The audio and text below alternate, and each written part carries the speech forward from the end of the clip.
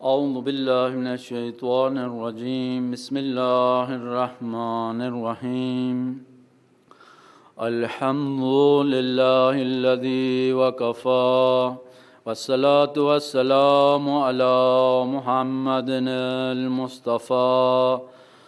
سید المرسلین والانبیاء وعلى آله الطيبين الطاهرين الشرفاء أما بعد فقد قال الله تبارك وتعالى في محكم كتابه المجيد وفرقانه الحميد وقوله الحق بسم الله الرحمن الرحيم ان اريد الا الاصلاح ما استطعت۔ سامعین گرامی، جیسے کہ پہلی مجلس کے سلسلے میں یہ بات عرض کی آپ کی خدمت میں کہ اس گفتگو سلسلہ کلام کا موضوع اور عنوان اہداف قیام امام حسین علیہ السلام، یعنی 61 ہجری میں مولا و آقا خامسہ آل ابا امام حسین علیہ السلام نے اتنی بڑی عظیم قربانی، جس کی نظیر اور مثال تاریخ بشریت پیش کرنے سے عاجز اور قاصر ہے، کیوں اقدام کیا، کیوں اتنی عظیم قربانی کا اہتمام فرمایا اور قیام فرمایا؟ تو عرض کیا کہ کسی بھی انسانی کام کو اس کے ہدف کے بغیر اس کی توجیہ اور تفسیر نہیں ہو سکتی ہے۔ اصولاً ہر صاحب فہم و شعور، ہر انسان جو کامن سینس کا مالک ہو، وہ کوئی بھی کام بغیر کسی مقصد اور ہدف کے انجام نہیں دیتا ہے، اور اگر انسان بغیر کسی ہدف کی جستجو کے کوئی کام اگر انجام دیتا ہے تو وہ بیہودہ اور بے مقصد اور لا حاصل کام کہلاتا ہے، جس کی کوئی اہمیت نہیں ہوتی ہے۔ مولا آقا امام حسین علیہ السلام کا اس قیام کے اہداف کے سلسلے میں عرض کیا کہ ہم دور سے کسی کے کام کی اس کے اہداف اور اس کے اغراض و مقاصد کو اگر ہم جستجو کرتے ہیں تو ہم بہتر طور پہ اس کی توجیہ اور تفسیر نہیں کر پاتے ہیں، بلکہ وہ خود جس نے یہ کام انجام دیا ہے بہتر طور پہ اس کام کا ہدف بیان کر سکتا ہے اور اس کے ذریعے سے ہم سمجھ سکتے ہیں۔ امام مظلوم علیہ السلام نے جب 28 رجب کو مدینے سے نکلے، قافلہ حسینی کی روانگی جو ہوئی 28 رجب کو، تو اسی اثناء میں مولا نے اپنا ایک مختصر بیان ارشاد فرمایا کہ انی لم اخرج اشرا ولا بطرا ولا مفسدا ولا ظالما وانما خرجت لطلب الاصلاح فی امت جدی۔ مولا نے اپنے قیام کے آغاز میں ہی اپنے قیام کے اہداف میں سے ایک مہم ترین ہدف کی طرف توجہ دلائی اور بیان فرمایا۔ مولا فرماتے انی لم اخرج اشرا ولا بطرا ولا مفسدا، میں نکلا نہیں ہوں، میرا قیام کا مقصد، میرے قیام کا ہدف اور غرض اور مقصد غرور یا تکبر یا روئے زمین پر فتنہ انگیزی، فتنہ فساد برپا کرنا نہیں ہے، ولا ظالما، نہ میں ظلم کرنے نکلا ہوں، وَإِنَّمَا خَرَجْتُ لِطَلَبِ الْإِصْلَاحِ فِي أُمَّتِ جَدِّي وَأَبِي، میرے قیام کا ہدف صرف اور صرف میرے ید کے امت کی اصلاح ہے۔ اب آپ کی خدمت میں عرض کیا، اصلاح کا جو ورڈ ہے عربک زبان میں جس کے معنی ڈکشنری میں یہ بیان ہوئی ہے کہ اصلاح یعنی کسی بھی شے کا اپنے طبعی اور حدود میں رہ کے اپنے تکامل اور پیش رفت کی طرف رواں دواں ہونا۔ اب اگر کوئی چیز اپنے طبعی اور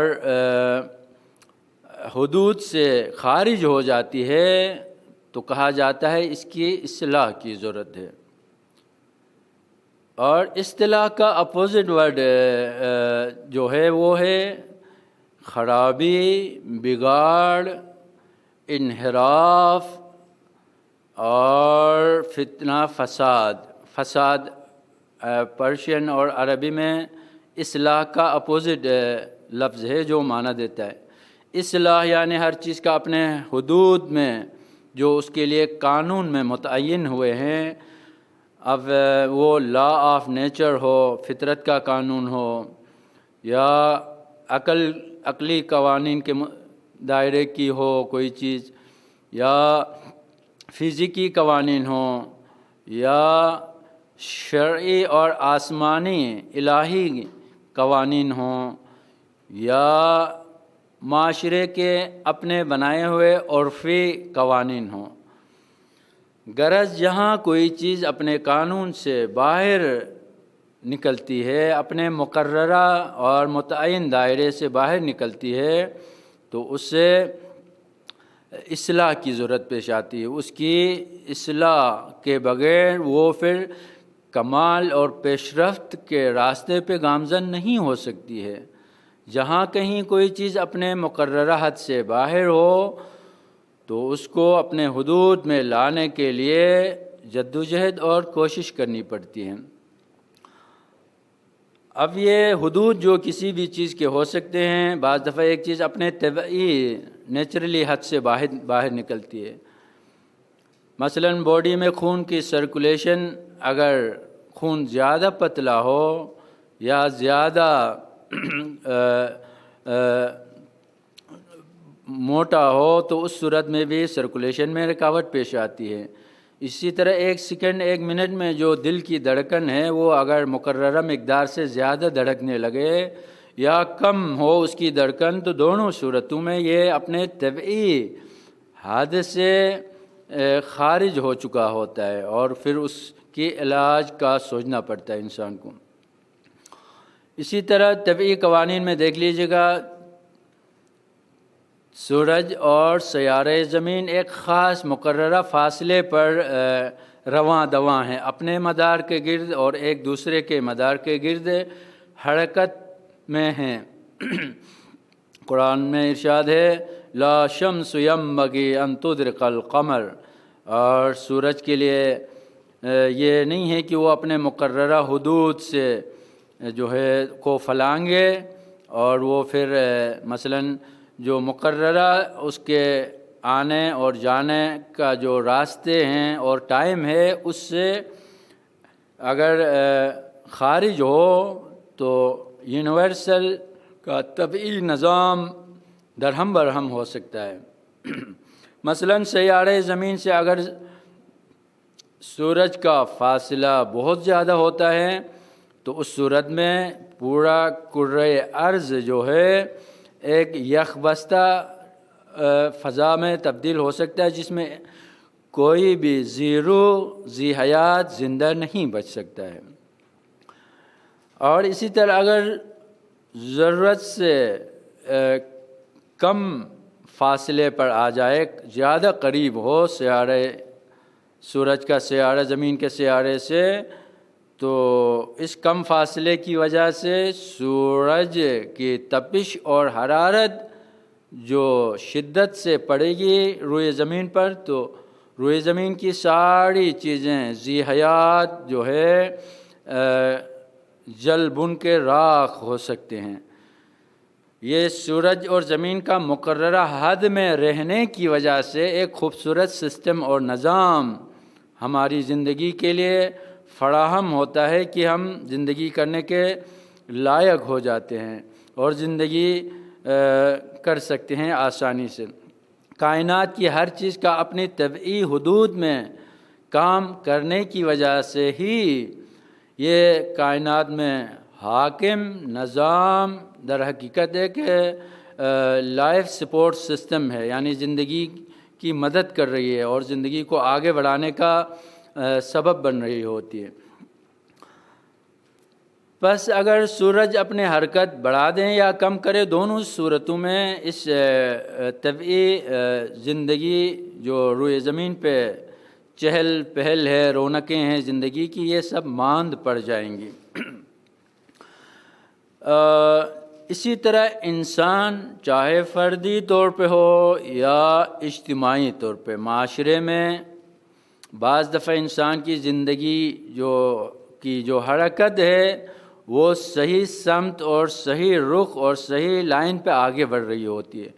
تو زندگی جو ہے پیش رفت کی طرف، ترقی کی طرف، بہتری کی طرف جا رہی ہوتی ہے۔ لیکن بعض دفعہ فردی اور اجتماعی کسی بگاڑ کی وجہ سے زندگی کا جو سفر ہے، حرکت ہے، یہ کمال اور پیش رفت اور ترقی کے بجائے زوال، پستی اور گمراہی اور خرابی کی طرف حرکت میں ہوتی ہے زندگی، تو ایسے میں اس کی اصلاح کی ضرورت پیش آتی ہے۔ اور سب سے زیادہ بگاڑ جو انسانی معاشرے میں، سماج میں پیش آ سکتی ہے وہ فردی مسائل بھی ہیں اور اجتماعی مسائل ہیں۔ فردی مسائل میں دیکھیں، مثلا کسی انسان کی عادتیں ہیں، وہ اگر خراب ہو جاتی ہیں، مثلا سچ کے بجائے جھوٹ کو کوئی ترجیح دیتا ہے، عادت پڑ گئی ہے جھوٹ بولنے کی، حلال اور صحیح راستے سے اپنا رزق اور روزی کمانے کے بجائے عادت پڑ جائے حرام ذرائع سورسز سے اپنی روزی اور مال اور ثروت اور دولت اکٹھی کر لیتا ہے انسان غیر آئینی، غیر قانونی راستوں سے، تو یہ ایک فردی بگاڑ میں آتی ہے اور اجتماعی معاشرتی بگاڑ بھی ہو سکتی ہے، یہ خرابی بھی ہو سکتی ہے۔ لیکن ایک دفعہ خرابی ایک فرد کی ذات سے تجاوز کر کے پورے سماج کو اپنے لپیٹ میں لے لیتی ہے،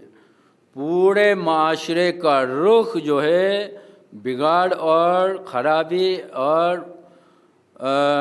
برائی میں مبتلا ہو چکا ہوتا ہے۔ اگر انسان کی باڈی اور جسم کا ایک پارٹس میں سے ایک جز اگر خراب ہو تو باقی جسم کی سلامتی کے لیے بعض دفعہ ڈاکٹر تشخیص دیتا ہے کہ اس عضو کو کاٹ کے پھینکنا پڑے گا اگر پورے معاشرے کی، اگر پورے جسم کی سلامتی چاہیے تو۔ اسی طرح بعض افراد معاشرے کے لیے اس جسم کے اس عضو کی طرح کینسر زدہ، کینسر کی حیثیت رکھتے ہیں، ان کو جب تک روکا نہ جائے، ان کو کاٹ کے جب تک پھینکا نہ جائے، معاشرہ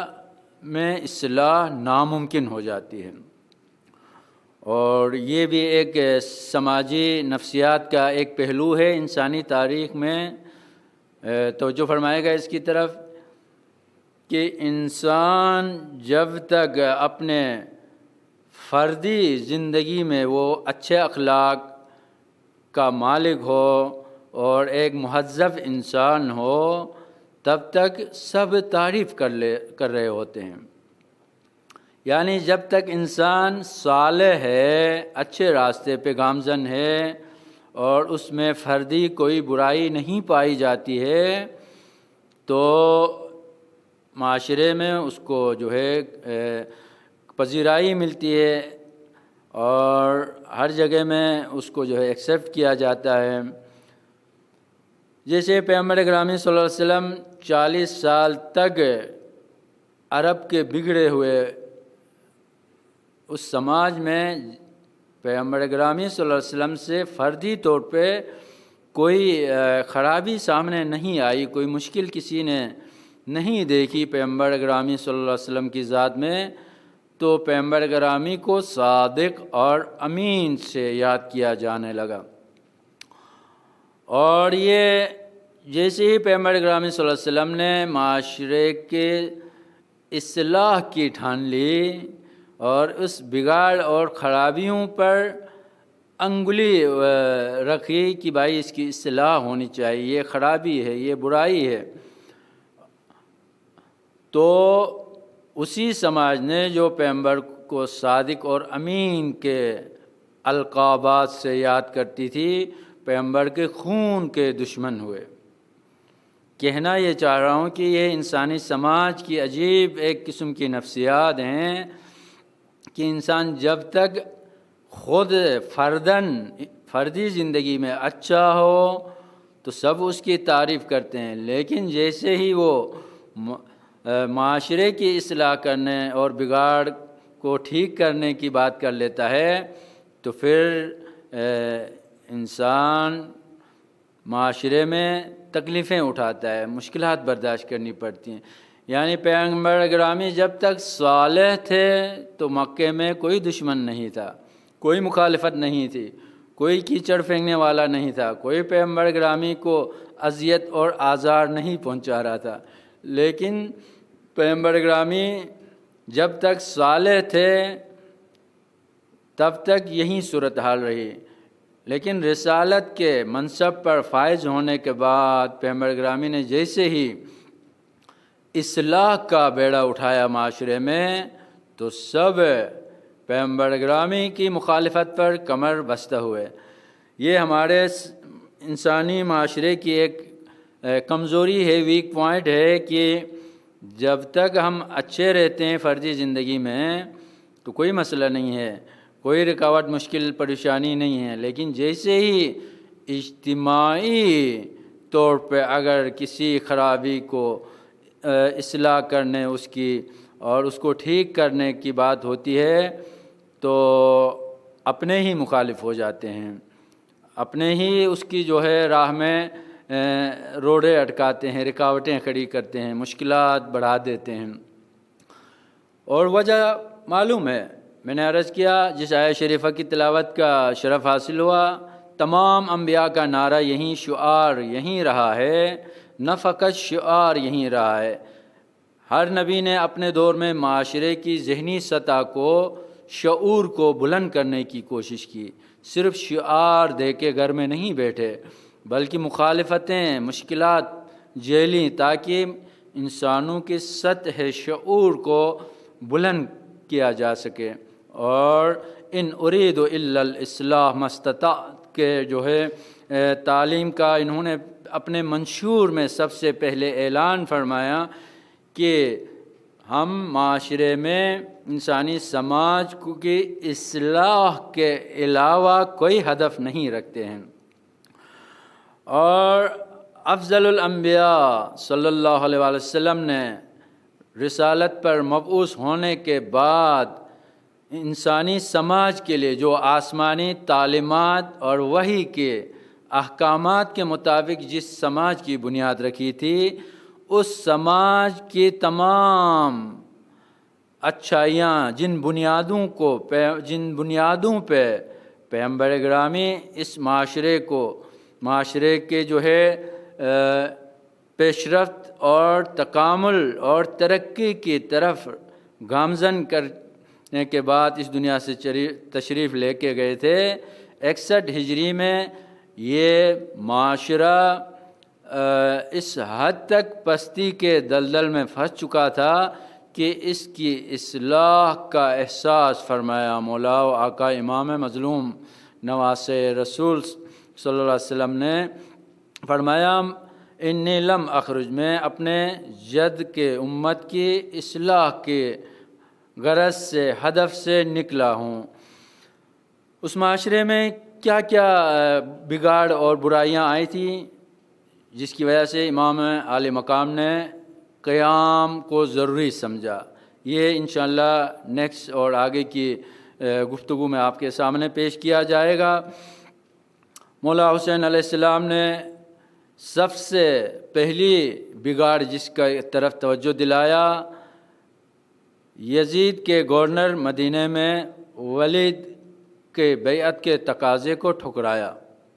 اور صاف و شگاف الفاظ میں فرمایا، مثلی لا یبایع مثلا، مجھ جیسا اس جیسے کی بیعت نہیں کر سکتا ہے۔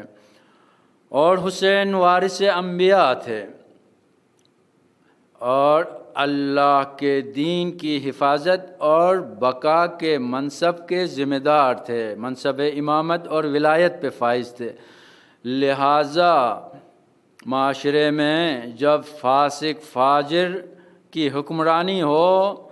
تو معاشرے کی یہ پہلی سب سے بگاڑ ہوگی جس کی اصلاح کی ضرورت ہے۔ لہٰذا مولا حسین علیہ السلام نے قیام فرمایا اور بتا دیا کہ میں مجھ جیسا یزید جیسے کی بیعت نہیں کر سکتا ہے۔ اور شہادت کے آخری مرحلے تک، جیسے کہ بزرگ شعراء نے فرمایا، قتل حسین اصل میں مرگ یزید ہے، یعنی حسین کی شہادت یزید اور یزیدیت کی موت ہے۔ لہٰذا مولا حسین سمجھتے تھے کہ میرے اس قیام اور عظیم قربانی ہی کے ذریعے سے اس بگاڑ کو اسلامی معاشرے سے دور کیا جا سکتا ہے۔ دوسرے محرم کو مولا کربلا کی سرزمین پہ قدم رکھتے ہیں اور ہر کی لشکر ابن زیاد کے حکم پہ جیسے مولا کوفے کے راستے پہ ہیں، اور کربلا کی سرزمین پہ جب مولا نے قدم رکھا، ہر 1000 سپاہیوں کے لشکر کے ساتھ مولا کی سواری کے لگام کو پکڑ کر آگے بڑھنے سے مولا کو جو ہے کوفہ کی طرف جانے سے روکا گیا کہ کہیں وہاں انقلاب بپا نہ ہو، کہ مولا کے چاہنے والے یزید کی حکومت کے لیے خطرہ نہیں بنے۔ لہٰذا جیسے ہی ہر نے گستاخی کی، مولا کے قافلے کے رخ کو موڑنا چاہا، مولا کے ساتھ جو اماریاں تھیں، جو محملیں تھیں، ان میں بی بی زینب سلام اللہ علیہا کے رونے کی آواز آئی، چونکہ بی بی جانتی تھی کربلا کے متعلق کی جیسے احساس کیا بی بی نے کہ اب سرزمین کربلا میں وارد ہونے جا رہے ہیں، اور بی بی سلام اللہ علیہا کو بی بی کی والدہ سلام اللہ علیہا زہرائے مرضیہ، والد گرامی علی مرتضیٰ علیہ السلام نے بتا چکے تھے کہ مولا حسین کی قربانی کا آغاز سرزمین کربلا سے ہونا ہے۔ بس عزادارو جیسے ہر نے قافلہ حسینی کو روکنا چاہا، اور قافلہ حسینی اس وقت مولا حسین علیہ السلام نے ایک جملہ کہا، اے ہر تیری ماں تجھ پر روئے۔ عزادارو ہر نے یہ سننا تھا مولا کی زبان مبارک سے، کہا کہ نواسے رسول فرزند رسول، آپ کی ماں سیدہ نساء عالمین ہیں، میں جواب میں کچھ نہیں کہہ سکتا کہ جس کی ماں فاطمہ زہرا ہو میں کیا جواب دوں اسے۔ علماء فرماتے ہیں کہ ہر کا یہ بی بی سلام اللہ علیہ السلام اللہ علیہ کے نام کے ساتھ جو ادب کا برتاؤ کیا، یہی چیز اس کے نجات کا باعث بنی 9 محرم کی رات۔ عزادارو جیسے بی بی زینب سلام اللہ علیہ کے رونے کی آواز آئی، اور ادھر حسین علیہ السلام نے پوچھا یہ سرزمین کون سی ہے؟ بنی اسد کے قبیلے کے چند لوگوں کو بلایا گیا، پوچھا مولا نے یہ اس سرزمین کا نام کیا ہے؟ انہوں نے کہا فرزند رسول، اس کے ناموں میں سے ایک نام اس کا گازریہ ہے۔ مولا نے پوچھا اور کیا نام ہے اس کے ناموں میں سے؟ تو بتایا گیا اس کے کے ناموں میں سے ایک نام ہے شط الفرات ہے۔ اور پوچھنے پہ مولا کے بتایا گیا اس کے ناموں میں سے ایک نام نئی نوا ہے۔ مولا نے پوچھا اور کوئی بھی نام ہے اس سرزمین کا؟ تو انہوں نے کہا ہمیں معلوم نہیں ہے اس کے علاوہ۔ مولا نے کہا اپنے بوڑھوں میں سے سن رسیدہ معمر افراد میں سے کسی فرد کو بلا لے آؤ۔ ایک سن رسیدہ بوڑھے کو لایا گیا۔ مولا نے پوچھا یہ بتائیں اس زمین کا نئی نوا، گازریہ اور شط الفرات کے علاوہ کیا نام ہے؟ تو مولا کو اس بوڑھے نے بتایا فرزند رسول ہمارے بزرگوں نے کہا ہے کہ اس کے ناموں میں سے ایک نام کرب و بلا ہے۔ کرب و بلا ابتلا اور آزمائش کی جگہ۔ اس بوڑھے نے کہا فرزند رسول اگر یہاں ہم نے سنا ہے بزرگوں سے کہ کوئی نبی اور کوئی ولی اس سرزمین سے نہیں گزرا مگر یہ کہ اس کے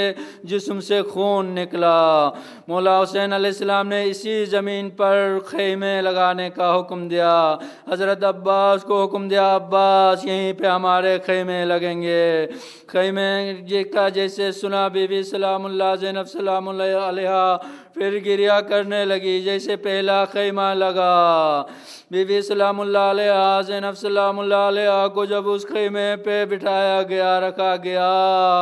تو بی بی سلام اللہ علیہا نے مولا حسین کو بلایا بھیا جان یہ کون سی جگہ ہے؟ جیسے میں خیمے پہ بیٹھنے لگی کسی جانی پہچانی آواز میں کسی بی بی کے رونے کی آواز آ رہی ہے، آج میرا بیٹا۔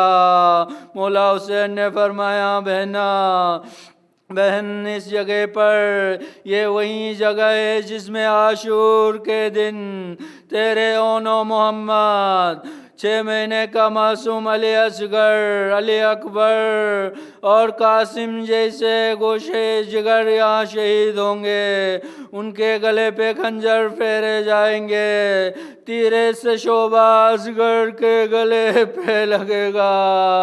الا لعنت اللہ علی القوم الظالمین وسيعلم الذین ظلموا أي منقلب ينقلبون۔ ربنا تقبل منا انک انت السمیع العلیم بحق محمد وآلہ الطاہرین۔